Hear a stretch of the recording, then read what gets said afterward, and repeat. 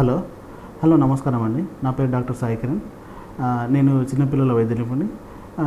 I'm assistant professor in government medical college Jagtial. ఇప్పుడు వర్షాకాలం వస్తుంది కదా, వర్షాకాలంలో చిన్నపిల్లలకు ఎటువంటి జాగ్రత్త తీసుకోవాలి, వర్షాకాలంలో వచ్చే కామన్ ప్రాబ్లమ్స్ ఏముంటాయి, వాటి నుండి పిల్లల్ని ఎలా కాపాడుకోవాలనే దాని గురించి మనం డిస్కస్ చేద్దాం.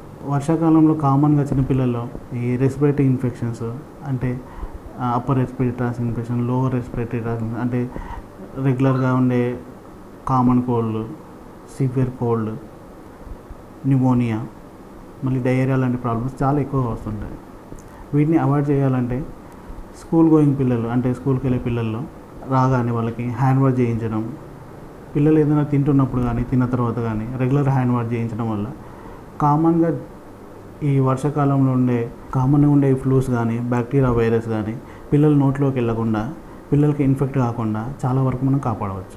ఇంట్లో ఎవరికైనా కఫ్ కోల్డ్ ఉండి పెద్దవాళ్ళు ఎవరైనా బాధపడుతూ ఉంటే పిల్లలను సాధ్యమైనంత వరకు పెద్దవాళ్ళ దగ్గర ఉండకుండా వాళ్ళకి దూరంగా ఉంచుతూ ఇన్ఫెక్షన్ నుంచి పిల్లల్ని మనం కాపాడుకోవచ్చు. పిల్లలు కామన్గా వర్షాకాలంలో ఫుడ్ మాత్రం ఎప్పటికప్పుడు ప్రిపేర్ చేసిన ఫుడ్ ఇవ్వడం వల్ల, పిల్లలు మామూలుగా అవుట్ సైడ్ ఫుడ్ అవాయిడ్ చేయడం వల్ల డైరియా లాంటి ప్రాబ్లమ్స్ నుంచి మనం పిల్లల్ని సేఫ్గా ఉంచవచ్చు. పిల్లల్లో జనరల్గా డయేరియా అనేది స్టూల్ ఫ్రీక్వెన్సీ, కన్సిస్టెన్సీ అంటే వాళ్ళు పోయే మోషన్ యొక్క ఫ్రీక్వెన్సీని దాని కన్సిస్టెన్సీ మీద డిపెండ్ అయి ఉంటుంది. ఒక 3 to 4 times కన్నా ఎక్కువ అవుతే జనరల్గా డయేరియాలుగా ట్రీట్ చేస్తారు. జనరల్గా మోషన్స్లో పిల్లల్లో కొంచెం వాటర్ ఎక్కువ పోవడం ప్లస్ కొన్నిసార్లు మ్యూకస్ లాగా బ్లడ్ వెళ్ళడం ఇట్లాంటివి కామన్గా పిల్లల్లో చూస్తూ ఉంటాం.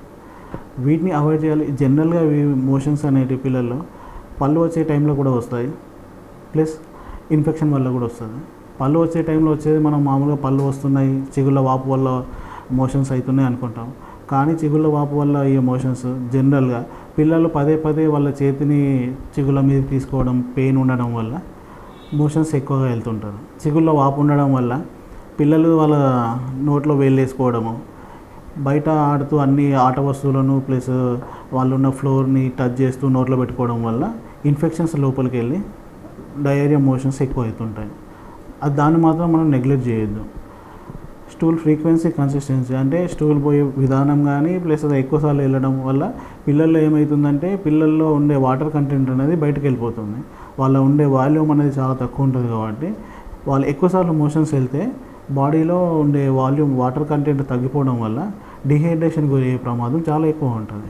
డీహైడ్రేషన్ వల్ల బేబీ ఎలా తెలుసుకుంటాము అంటే డీహైడ్రేషన్ ఉన్న పిల్లలకి స్కిన్ డ్రై అయిపోతుంటుంది, టంగ్ డ్రై అయిపోతుంటుంది, యూరిన్ అవుట్పుట్ చాలా తగ్గిపోతుంటుంది. అంటే 4-5 గంటలలో పోవాల్సిన యూరిన్ 12 గంటలలో ఒకసారి 2 సార్లు కూడా పోకుండా ఉండడం వల్ల ఈ డీహైడ్రేషన్ వల్ల పిల్లల్లో వాటర్ కంటెంట్ తగ్గడం వల్ల పిల్లలకు కిడ్నీల మీద ఎఫెక్ట్ అయ్యే అవకాశం చాలా ఎక్కువ ఉంటుంది.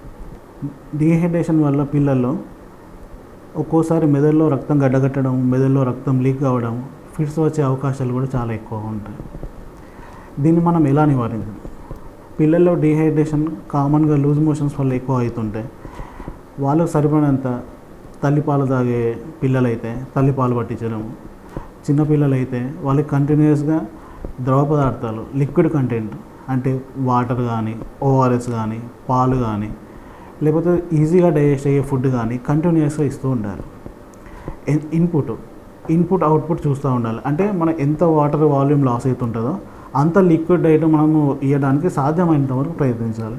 పిల్లలు తీసుకోవట్లేదు, ఇంకా పిల్లల వల్ల కావట్లేదు అన్నప్పుడు మనం వెయిట్ చేయకూడదు, ఇమ్మీడియట్గా పీడియాట్రిషియన్ సంప్రదించాలి. మీ దగ్గర ఎవరు ఉన్నా కానీ ఏ పీడియాట్రిషియన్ ఉంటే ఆ పీడియాట్రిషియన్ దగ్గరికి వెళ్ళిపోవాలి.